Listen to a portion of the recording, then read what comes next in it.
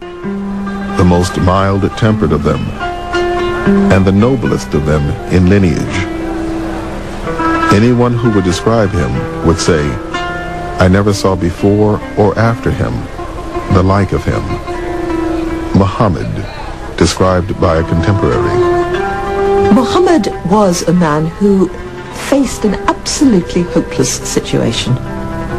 There was a whole continent, virtually, of people killing one another in an endless, hopeless vendetta, going down a chute of violence and warfare, feeling that society was coming to an end and had no hope. He gave them hope, single-handedly.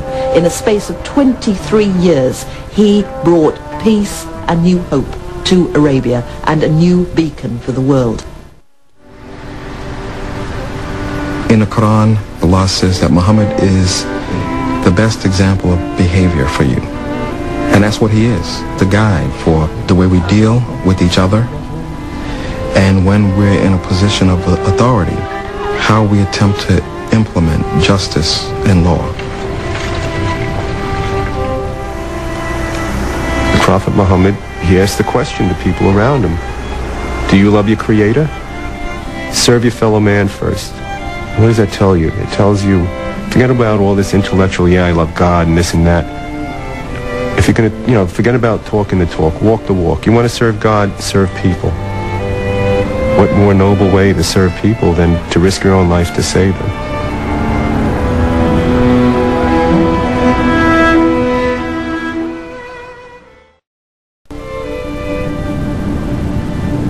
Through the stories about Prophet Muhammad, we were able to make connections, and all of a sudden you would feel that you could relate to things that happened 1,500 years ago, and that the issues weren't old-fashioned, they were universal. And that's what he's taught me.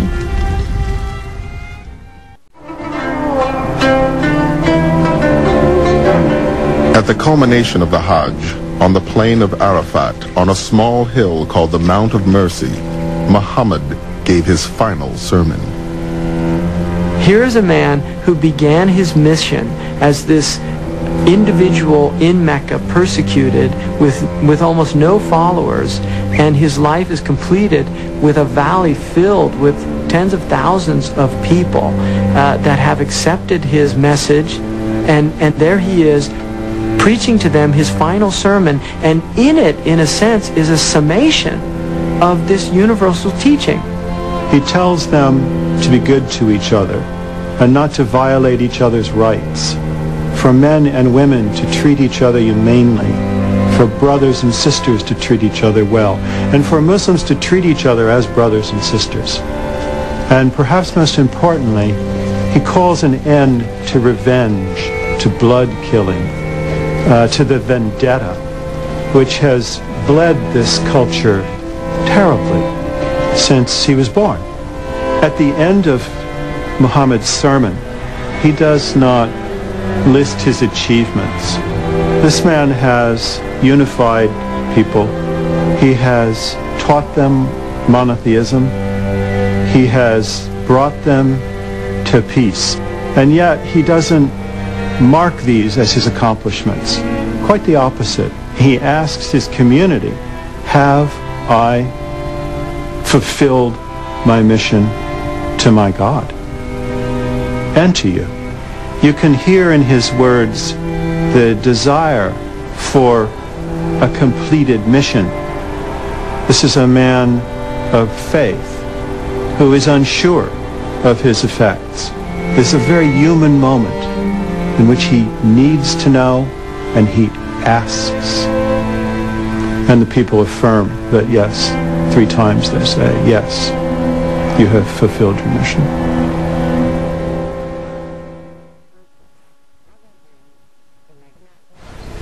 The prophet knew that death was coming.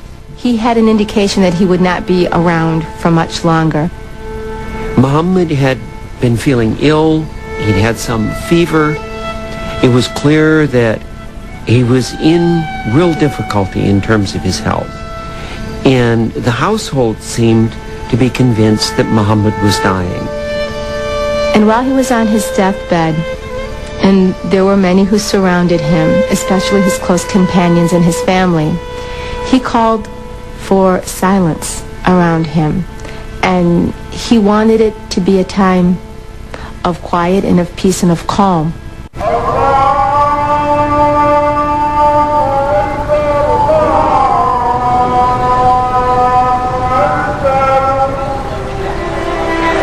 Prophet Muhammad was a man, his flesh and blood, who brought one of the most eloquent revelations to mankind.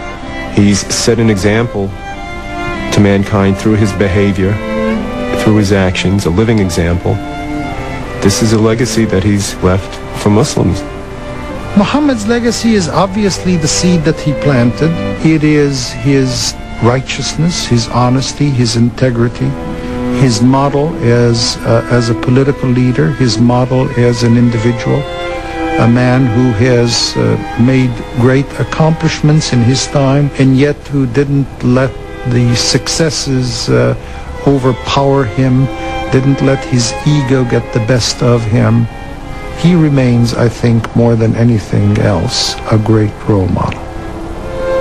Muhammad is the kind of person who combines political and military and social and religious and intellectual dimensions of life in ways that are important for those of us in the 21st century who are struggling to put together complete lives ourselves. If I were to have met Prophet Muhammad on the street, I feel like I would know him, and as though he would know all of us. The beauty of it is we live our lives through his examples, but he's not God. Our reverence is to God, and our reference is to him. So how I walk, and how I speak, and how I carry myself, and how I treat my husband, and how I treat my mother and my father, and how I behave as a sister and a daughter and a nurse and a friend and a neighbor, that's all Prophet Muhammad in action.